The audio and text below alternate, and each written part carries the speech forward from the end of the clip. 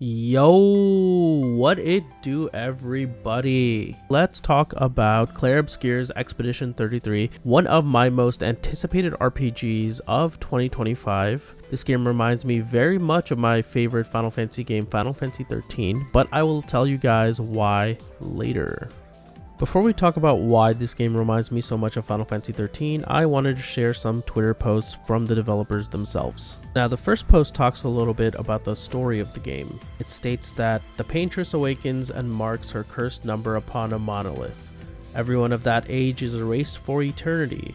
With each passing year, the number ticks down and a brave group sets out to stop her. They honestly had me at the Paintress. Now, I don't know who she is, but damn, does this story sound like it's gonna be real sick. Speaking of story, the Twitter account said that exploration is encouraged as they are focusing on exploration as a heavy means of storytelling within the rich environment of the game.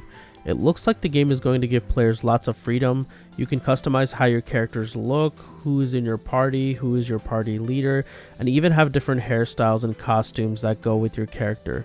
And these hairstyles and costumes are heavily awarded through exploring the environment. Now, the Expedition 30 Twitter account and the trailer also gives us a glimpse into the combat, which is described as reactive turn-based, where you'll need to input commands when you attack, but also remain reactive while enemies are attacking you to defend your party from damage. You have basic attacks and skills. Skills often involve a timed reactive command to maximize the effectiveness and an additional bonuses.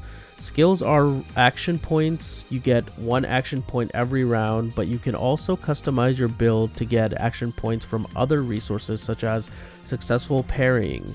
Sometimes multi-hit skills allow you to chain an attack combo unless you fail inputs, so careful timing is essential for effective combat. Similarly, when an enemy is attacking, you need to time your inputs to minimize damage. The timing windows for these inputs vary. Dodging has a larger window, allows you to evade the attack entirely, while parrying is a tighter window that negates damage and can trigger a powerful counterattack if you successfully parry the entire enemy combo.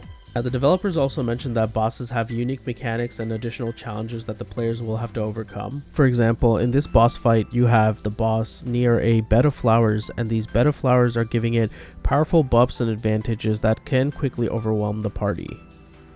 Now, in this case, we can use the free aim system to fire these flowers and close their buds, limiting their effectiveness and ensuring that the expedition has the upper hand in these powerful boss fights.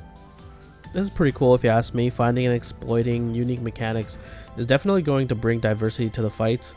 How you might defeat an enemy might not be how your friend does it, and that's going to bring lots of discussion and replayability to the game.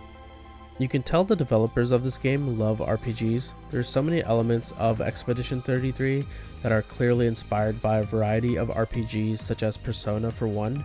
The camera work and menu selection reminds me very much of Persona 5. But the vibe and excitement I get from this game is the same excitement I had for Final Fantasy 13 when it was first announced. I enjoyed the active time battle system in Final Fantasy 13. It made the battles fast-paced, with decision making being in the forefront of the battle, and you as the player controlled the flow of the combat. These are the same vibes I'm getting from the Expedition 33 preview.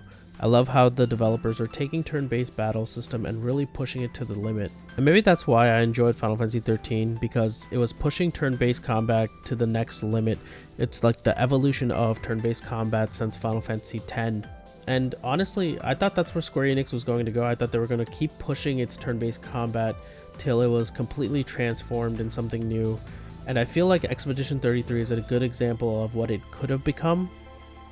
But who knows, maybe with the success of Expedition 33, we'll get even more innovative RPGs, and maybe Square Enix will consider doing some turn-based combat in the future.